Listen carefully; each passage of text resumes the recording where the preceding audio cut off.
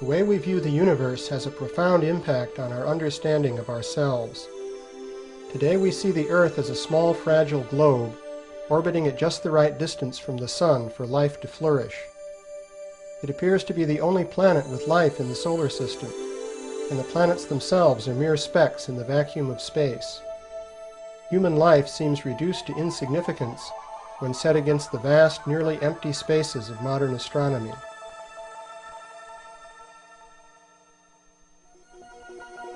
But before the modern era, the universe appeared much more comfortable and accommodating. Thus, medieval European cosmology placed the Earth in the center of a small spherical universe surrounded by the abode of God and the elect. In this study, we will explore an early Earth-centered conception of the cosmos from India. This cosmological system is presented in the Bhagavat Purana, or Srimad Bhagavatam, one of India's important sacred texts. We begin with a brief outline of this system. First of all, the Bhagavatam describes innumerable universes. Each one is contained in a spherical shell surrounded by layers of elemental matter that mark the boundary between mundane space and the unlimited spiritual world.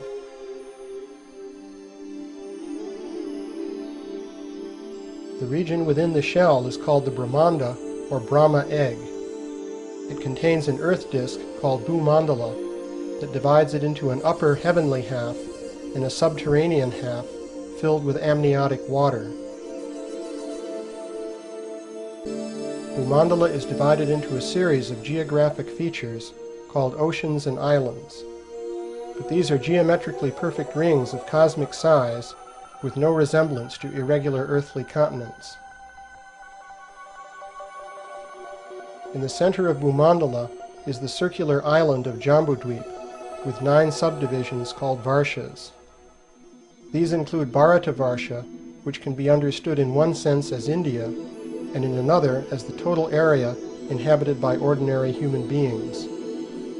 Jambudvip is centered on the geometrically shaped Sumeru mountain, which represents the world axis and is surmounted by the city of Brahma, the universal creator.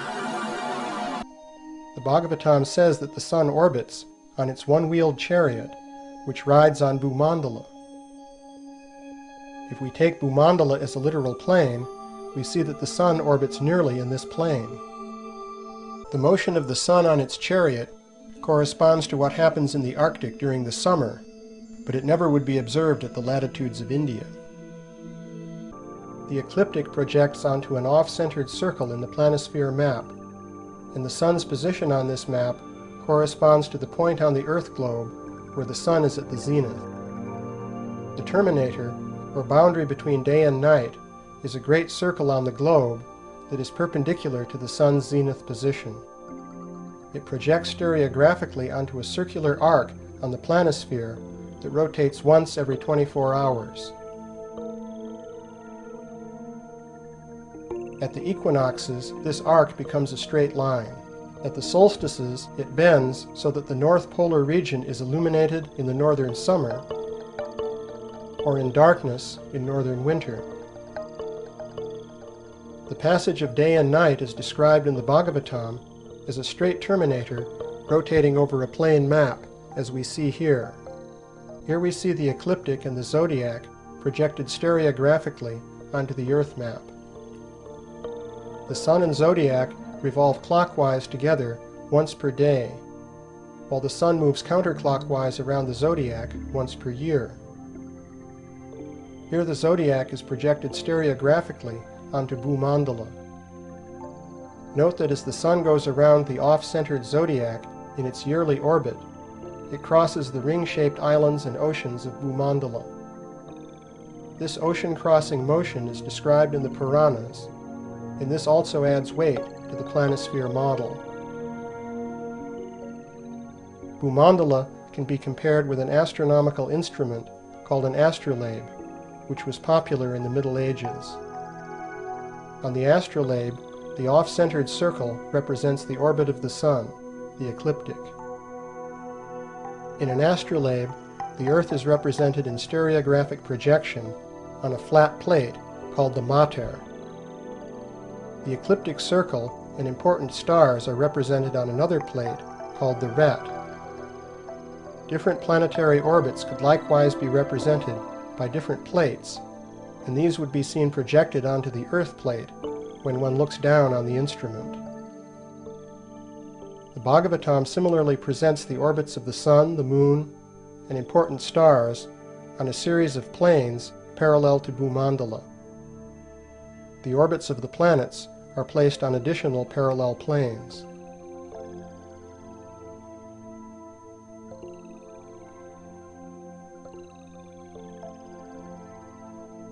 Here we see the Bhagavatam's model of the orbits of the Sun, Moon, and 28 important star constellations. These lie in 3 planes parallel to Bhumandala. The layout is comparable to that of an astrolabe. Seen from the side, we find that the Moon is higher than the Sun, but this is simply an artifact of the astrolabe model. It should not be taken as physical. Seen from above, everything falls into place in projection in an astronomically realistic way. Here is the geocentric system as given by the famous astronomer Tycho Brahe. Note that Brahe has the 5 traditional planets orbiting the Sun and the Sun orbiting the Earth. In the 19th century, the South Indian scholar Tiruvenkata Ramanuja Geoswami compared the solar system with Bhumandala. Here is a diagram of his model. Tiruvenkata's model exactly matches the geocentric model of Tycho Brahe. In fact, this is the natural way to compare Bhumandala with the planetary orbits. In a geocentric model, a planet orbits the Sun, while the Sun orbits the Earth. This produces a looping motion like that produced by a spirograph. In this simple mechanical model, we see the Sun orbiting the Earth in the center, and Venus orbiting the Sun. Here we see the orbital track traced out by Venus in its geocentric orbit. Note that it passes from one boundary circle of Bhumandala to another. Here we see the same thing for Mercury. The alignment between the planetary orbit and the circular features of Bhumandala is approximate at 8 miles per yojana. If we choose about 8.5 miles per yojana, it becomes very accurate for all 5 traditional planets. Here we see the orbit of Mars. This orbital spiral also grazes an inner circle of Bhumandala and an outer circle. The Sun's geocentric orbit is a simple near-circular ellipse that runs down the center of one of the oceans of Bhumandala. The inner planets, Mercury, Venus, and Mars, are close neighbors of the Sun. For these planets, there is a 1-to-1 match between the 6 inner and outer boundary curves of their orbits and 6 bounding circles of Saptadweep, the inner system of 7 islands and oceans of Bhumandala. The Sun's orbit provides a 7th circle, dividing the 6 into 2 symmetric groups. The outer planets Jupiter and Saturn delineate a larger ring of Bhumandala lying outside Saptadweep. Jupiter defines the inner boundary of this ring, and Saturn nearly grazes its outer boundary, known as Lokaloka Mountain. As we mentioned before, this ring mountain is fixed in the Bhagavatam as the outer boundary of the luminaries, and Saturn is the outermost planet visible to the naked eye. The Bhagavatam similarly places 28 constellations called nakshatras in a plane just above the Moon. The Moon completes one orbit in 27 1/3 days, and the nakshatras mark its day-by-day motion around the ecliptic. This makes sense in the planisphere interpretation, where the nakshatras serve as a clock face, and the Sun, Moon, and planets are like the hands of the clock. In addition to the 28 nakshatras, the Bhagavatam mentions a few other stars, such as the 7 sages defining the Big Dipper. These stars are also placed close to the plane of Bhumandala, and their function is to mark the turning of the Kala Chakra, the Wheel of Time. The pole star Dhruvaloka is mentioned as the fixed center of the time wheel and is placed directly above the seven sages. It is regarded as the abode of Vishnu, who controls time while remaining outside of time. There are many cosmological traditions around the world which share important features of Bhagavata cosmology. These include a cosmic axial mountain or pillar, which is often identified with a local mountain, such as Mount Olympus in Greece. These traditions also include other standard features, including those shown in this generic world model. The cosmology of the Bhagavatam and the Puranas is shared in its broad features by Buddhism, and it is widespread in the Buddhist countries of Asia. This East Asian picture depicts a square version of Mount Meru and the oceans and islands of Bhumandala, surmounted by planetary orbits. This Korean wheel map shows a central continent surrounded by a circular ocean and another circular continent. Joseph Needham, in his treatise on Chinese science, traces these wheel maps to India or Babylon. Here is a Babylonian wheel map. Wheel maps were also made in medieval Europe. In these Judeo-Christian maps, Jerusalem and the sacred hill called Mount Zion were identified as the world axis. Somehow or other, the tradition of Jambudvip seems to have influenced Gerardus Mercator, who placed a mountain surrounded by a circular continent at the north pole of his map of the Arctic region. The four perpendicular rivers or channels flowing from the central mountain correspond to the four branches of the celestial Ganges flowing from Mount Meru. Here is a Phoenician seal with a personified world mountain and four streams issuing forth at right angles. The Dogon tribe, living near the upper bend of the Niger River, posit a circular continent with a central pillar surmounted by the residence of their high god, Amma. Note the world-girdling serpent in the circular ocean. The ethnologist Evans Wentz identifies this Navajo sand painting as a representation of the four sacred directional mountains of the Navajos. In many traditions, the world mountain is surrounded by four mountains in the cardinal directions, and we also see this in the Bhagavatam and other Puranas. The color scheme is similar to that found in Puranic and Buddhist traditions. The four directional mountains of Jambudvip have four sacred trees on their summits. These include the Jambu tree, after which Jambudvip is named. The theme of a cosmic tree of life is very common, and this tree often grows on the world mountain or stands in place of it. Here we see the Scandinavian tree of life called Yggdrasil. The apocryphal biblical literature describes a tree of life with four rivers of honey, milk, oil, and wine that flow down into Eden. For comparison, the Bhagavatam has rivers of special juices flowing from its four sacred trees. This Assyrian seal shows the tree of life on the world mountain, plus two sacred streams. In this East Asian picture, the tree of life stands upon the column of Mount Meru, centered on the ring pattern of Bhumandala. The Mayans of Central America have a tree of life that extends through 7 heavens, and they also speak of 5 lower worlds. Graded heavens and underworlds are found in many cosmologies, including that of the Bhagavatam. Here we see the cosmology of the Shipibo tribe of the Peruvian Montea. This includes the tree of life, the circular continent and surrounding ocean, and the world-girdling serpent. The cosmology of the Warao of the Orinoco Delta also features a serpent of being that surrounds their world.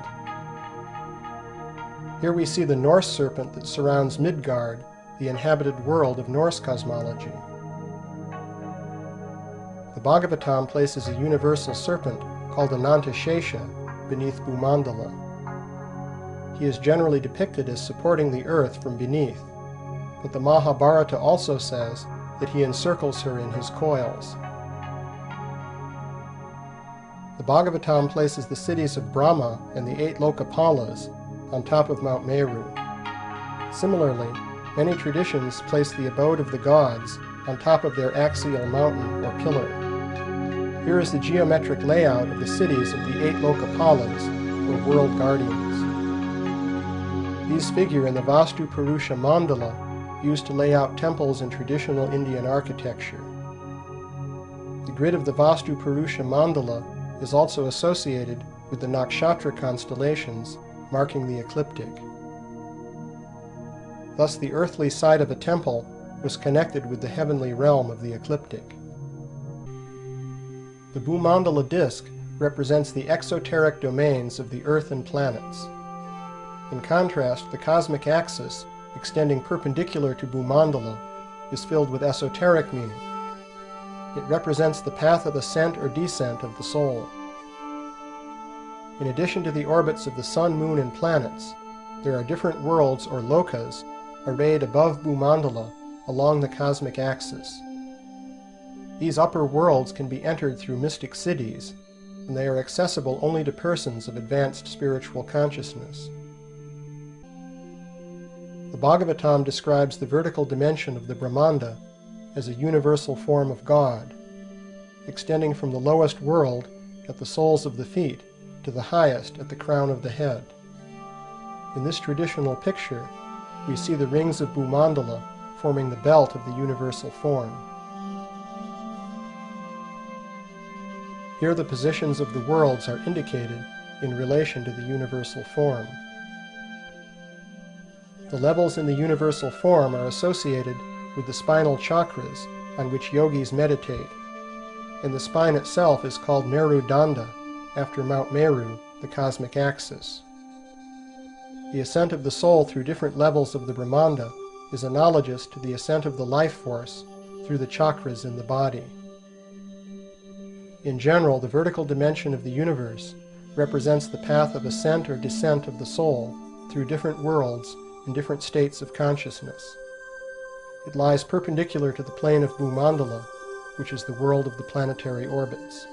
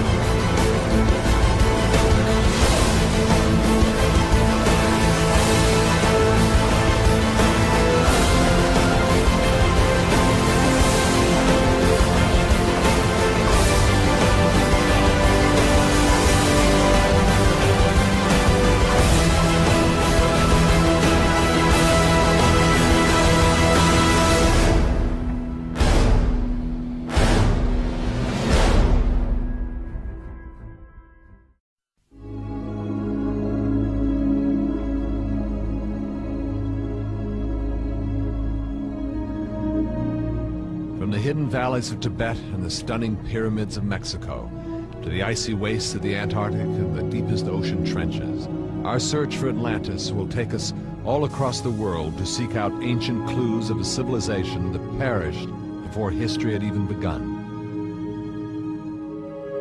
An object of endless fascination and relentless obsession. It is a quest through time and space to pivotal moments in human history, as well as the dark side of man's longing for perfection. The myth of Atlantis has cast its spell over generations, each trying to find its own unique vision of this lost idyllic paradise.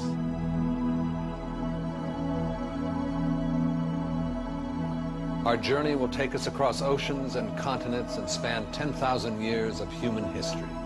A journey to find a magical lost world.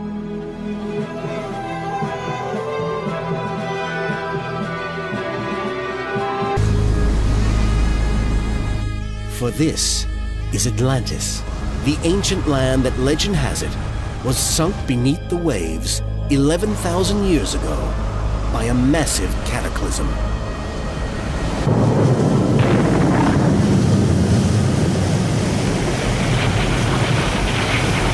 The story has entranced scientists and scholars for centuries. Atlantis is one of the most fascinating of all historical mysteries. Stories about the disappearance of this legendary island city have echoed down the centuries since it was first written about by the Greek philosopher Plato over 2,000 years ago. But is the drowned city of Atlantis just a myth? Or is the legend based on a civilization that really did exist? And why are so many of us so keen to believe in it? In the 4th century BC, Athens was a city preeminent in all the world, the very epicenter of classical civilization, and a beacon of cultural and artistic excellence that has shone through the ages right down to the present day. And it was here, in the world's first democracy, that philosopher Plato wrote a story, 3.5 centuries before the time of Christ, that is the first account of Atlantis in all literature.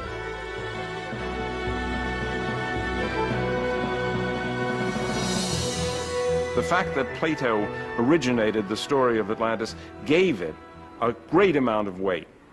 Plato was essentially the father of Western philosophy, and because what he had to say was so important and has remained important, it became much more acceptable, much more respectable, if you will, than if someone else had written.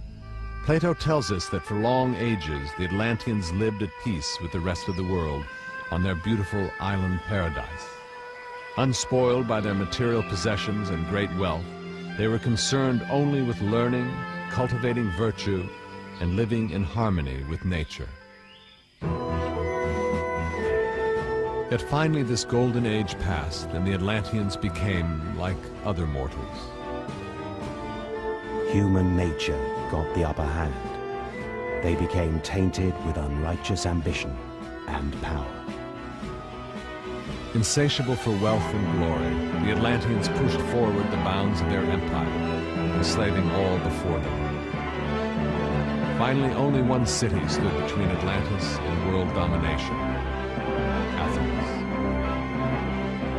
But here at the hands of the Athenians, the armies of Atlantis suffered a crushing defeat for the first time. A defeat that was swiftly followed by a natural disaster that laid waste to most of the world, completely destroying the islands of Atlantis.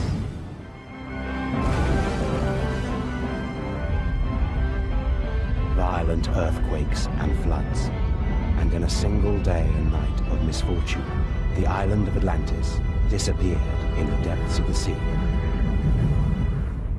And within day and night, both Atlantis and the Athenians who fought the Atlanteans disappear from the face of the earth. The only ones who are left are a few uncultured, as the Egyptians tell Solon, Athenians who no longer remember the story of their triumph against the foreign invaders. And that's why they have to learn it again from the Egyptians when Solon visits them. It was this tragic tale first relayed to Solon in Egypt, which many years later was told at an Athenian dinner party. A story that might have been entirely lost were it not for the uninvited young guest who, it seems, remembered every word. Laid out in a series of concentric circles of land and water. The circle for the Greeks, for Plato in particular, but for the Greeks in general, the circle is a perfect geometrical shape. Circular motion is a perfect kind of motion. By building it in circles, he allows it to manifest the geometrical perfection that he finds the world really exhibits, even if we don't see it every day. In the holiest shrine of the ancient Egyptian capital, Solon was shown records of unsurpassed antiquity, the secrets of a long-lost age when a civilization of incomparable power and prestige had dominated the world 9,000 years before. The Empire of Atlantis. The description the Egyptian priests gave to Solon of this mighty, vanished civilization is the starting point for every search ever undertaken to find Atlantis. A description which Plato says has the great advantage of being a fact and not a fiction. Atlantis was said to lie beyond the Pillars of Hercules, outside the Mediterranean Sea, in an ocean we now call the Atlantic. Plato was very, very specific about where Atlantis was and what size it was, and he described it as being larger than the continents of Africa and Asia put together, and he located it very carefully outside the Pillars of Hercules. The Pillars of Hercules are what we know now as the Straits of Gibraltar, and when you locate something outside the Pillars of Hercules, you are locating it in the Atlantic Ocean, just to the west of Spain and North Africa. Atlantis was dominated by a vast, almost perfectly rectangular plain, surrounded on three sides by high, very beautiful mountains. Possessed of abundant natural resources, rare plants and precious flowers of every description, even elephants and other exotic animals, Atlantis was a land like no other, where the people wanted for nothing. That sacred island, which then beheld the light of the sun, brought forth infinite abundance and the blessings of the earth. Donnelly found evidence of Atlantis having existed in the similarity of plants, animals, and ancient cultures on both sides of the Atlantic Ocean. We find on both sides of the Atlantic precisely the same arts, sciences, religious beliefs, habits, customs, and traditions. It is absurd to say that the people of the two continents arrived separately at precisely the same ends. The pyramids in Mexico were very similar to pyramids in Egypt. Their methods of writing, the hieroglyphics, were very similar. So he deduced from that that there must be a common source, which must lie somewhere in between those two continents, therefore in the middle of the Atlantic. But where in the Atlantic might the remains of the lost continent be? Without a doubt, one of the most amazing things that I had ever seen in the bottom of the ocean, and it was while filming for Blue Planet, was in the Gulf of Mexico. And I noticed there's something out in the distance, couldn't tell exactly what, but it looked like a dark band. And as we approached it, the dark band became a donut. I saw this donut that was black in the center. What the heck is that?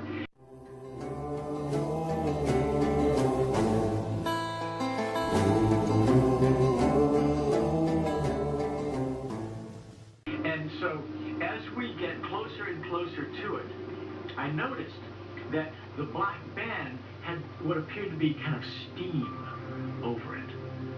And then I looked, and there was water lapping against the shoreline. This band was a ring of mussels. And inside the ring of mussels was a lake. And it's like, wait a minute, I'm already underwater. We went out over the water in this lake and tried to descend in it, and bounced off, and bounced off, and bounced off. It was so super saline and dense that the submarine couldn't go down in it. We bounced off. And as we bounced off, we sent ripples heading back to the shoreline. It was insane. I've never seen anything like it.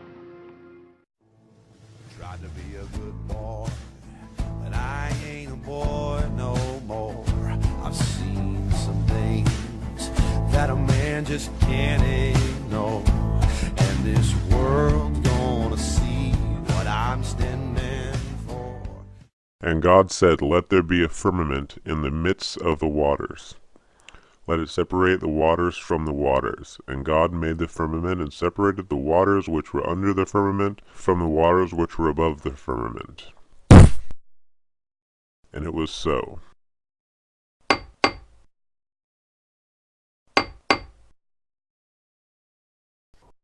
He inscribes a circle upon the face of the waters.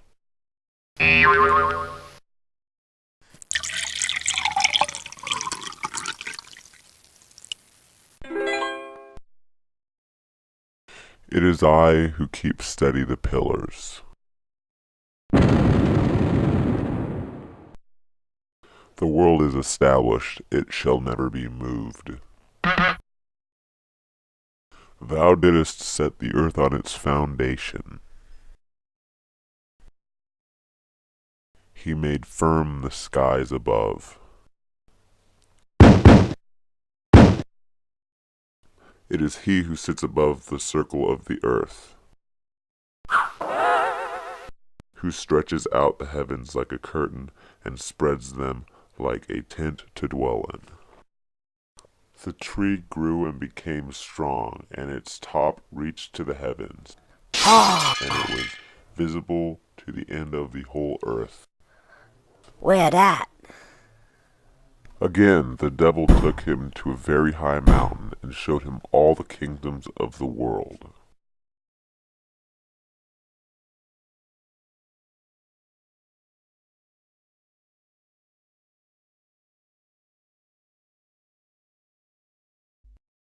(13:3), and it is he who spread out the earth. 15:19, and the earth we have spread it out, and set thereon firm mountains. 50:7, and the earth we have spread it out, and set thereon mountains standing firm. 79:30, and the earth moreover hath he extended. 88:20, and at the earth how it is spread out. 16:15, and he has set up on the earth mountains standing firm, lest it should shake with you. 21:31, and we have set on the earth mountains standing firm, lest it should shake with them. 31:10, he set on the earth mountains standing firm, lest it should shake with you. 88:18, and the sky, how it is raised high. 79:27-28, the heaven, on high hath he raised its canopy.